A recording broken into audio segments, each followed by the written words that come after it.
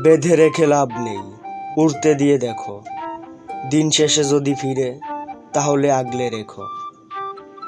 একটা সত্যিকারের ভালোবাসা একটা অসহায় জীবনকে নতুন রূপ দিতে পারে।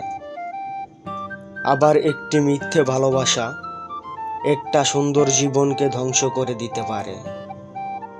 যে তোমার রাগ ভাঙানোর জন্য ব্যাকুল হয়ে পড়ে, সে তোমাকে ভালোবাসে।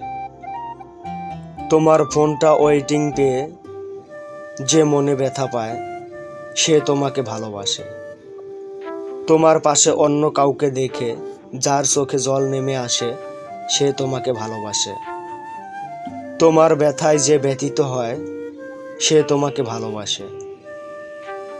যে সারাদিন কারণে অকারণে বিরক্ত করে, সে তোমাকে ভালোবাসে। তোমার সব দিকটাই যার ভালো লাগে, সে তোমাকে ভালোবাসে।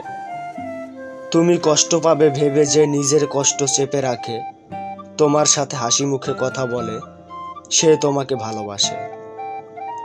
যে ভালোবাসা যত গোপন, সে ভালোবাসা তত গভীর। যদি রূপ দেখে কাউকে ভালোবাসো, সেটা ভালোবাসা নয়, সেটা বেছে নেওয়া।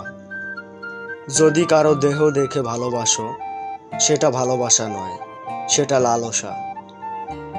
যদি কারো টাকা দেখে ভালোবাসো, সেটা ভালোবাসা নয়, সেটা লোভ। তাহলে ভালোবাসা কাকে বলে? যদি কারো মন দেখে ভালোবাসো, তাহলে সেটাই ভালোবাসা। যদি তুমি এক নজর তাকে দেখার জন্য ছটফট করতে থাকো, তাহলে সেটাই ভালোবাসা। একটি মেয়ে একটি বৃদ্ধাকে প্রশ্ন করল, ভালোবাসার সত্যতা কি? তখন বৃদ্ধা তাকে বলল, তুমি পাশের বাগানে গিয়ে সবচেয়ে সুন্দর একটা ফুল নিয়ে আসো। মেয়েটি তখন বাগানে গিয়ে সারাদিন সুন্দর ফুল খুঁজল। দিন শেষে বৃদ্ধার কাছে খালি হাতে ফিরল। বৃদ্ধা প্রশ্ন করল, ফুল আনো নাই? মেয়েটি বলল, সারাদিন ফুল খুঁজলাম, একটি ফুল ভালো লেগেছিল, কিন্তু আমি আরো সুন্দর ফুল পাওয়ার আশায় আরো সামনে গেলাম, কিন্তু সামনে আর ভালো ফুল পেলাম না। তাই আবার যখন আগের ফুলটি নেওয়ার জন্য পিছনে আসলাম, তখন দেখলাম তা আরেকজন নিয়ে গেছে। বৃদ্ধা তখন তাকে বলল, এটাই ভালোবাসার সত্যতা।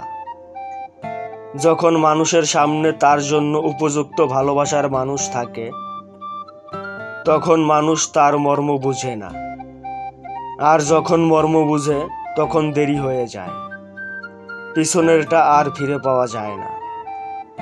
ভালোবাসা হলো সারা জীবন সুখে দুঃখে তার পাশে থাকার জন্য।